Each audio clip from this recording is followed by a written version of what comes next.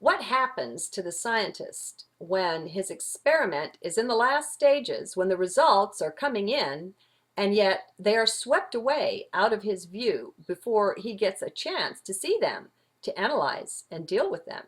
What happens to his experiment? What has he learned? How has he benefited or improved? Is that not what certain ETs are proposing to do? Now, let's consider the psychology involved, much less the spiritual advancement, in ETs coming in and mopping up our mess, in cleaning up for us and fixing everything up we've made a mess of. Now, who does that help and how? Is it for the short run? Well, what about the long run? What does that teach us? What does that say about them? Does that not give you the clear indication of how superior they consider themselves to you, to me, to us? Let's look at the karmic implications next. When you rescue someone, let's say someone whose divine plan is to die in an accident. Their soul had matured, had sufficiently learned all of its lessons, and it was time to move on. Enter stage right, you, the rescuer. Let's say you saved the life. Fine. Now what? Are you not karmically bound to that person for the rest of their life? Do you not share some responsibility for whatever it is they do or do not do? Be in heart to ponder this. There is a time to be born and a time to die, a time to sow and reap and all the rest.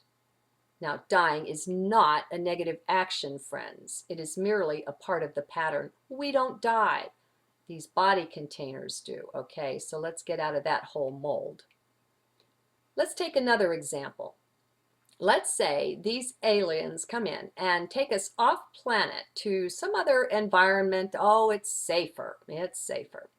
Let's even assume their intentions are good and worthy ones. That's fine. I'm not saying they're all evil, for heaven's sake. Okay, so there is what's left of mankind, what could be rescued, presumably before the planet self-destructed, which it won't, or destroyed the life forms inhabiting it. Now, this is certainly no given, nor do I believe in it one iota, but we're just supposing, so everything is fair game, okay? So, there is mankind who have not learned the lessons that brought their own planet to ruination, to complete destruction. That opportunity was not afforded them. They did not learn the lessons. The results of their experiment were swept away. What now? Do you think that perhaps those lessons needed to be learned?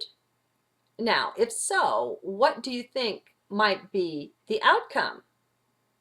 Might it not be likely that the same situations and conditions would eventually come to pass, be brought to pass, to teach those lessons? Thus, we would have transported the terrible challenges and issues of Gaia to this new planet to have another go at the same thing.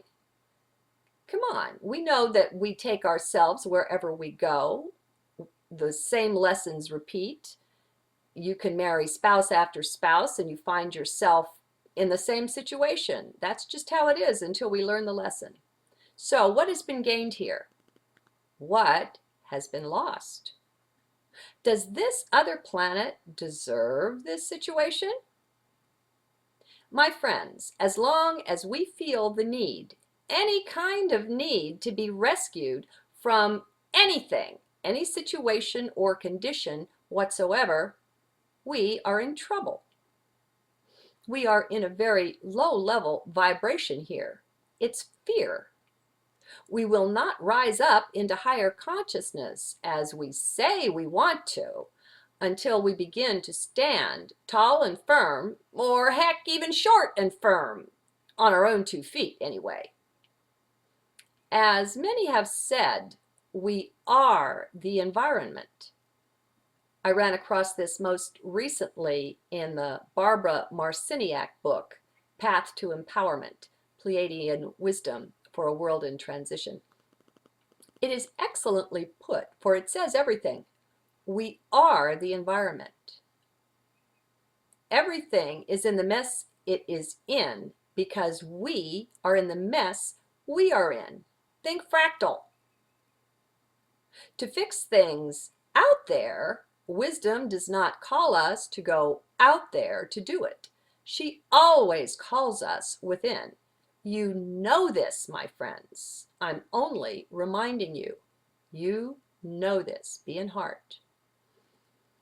On many levels, this situation could be dissected to demonstrate how, on all of them, this talk and plan of rescue is fraught with dark overtones. So here is my suggestion. First, take this into your heart and just let it sit there. Ponder it. This doesn't even have to be done consciously. Just set the intent, drop the whole issue into heart, and let it go. Set the intent to come up with the highest solution and understanding. Keep the mind out of it as much as possible. Just keep dropping it back down into heart when the mind gets involved. Mind can't even see this one, much less fix it. We wouldn't be in this situation if it could. Next, look to the motivation of the supposed rescuers. Look to their spiritual advancement and development.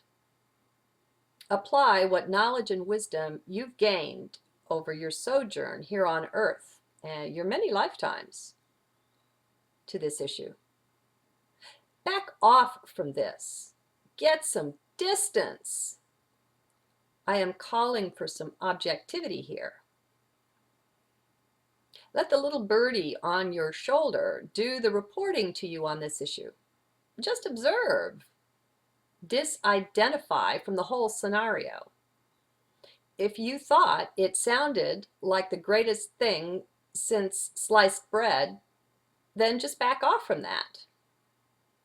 Let it go. Find a way to surrender that. Otherwise, you're identified with it. Do you really want to know the truth? Are you not concerned at all with being taken in by some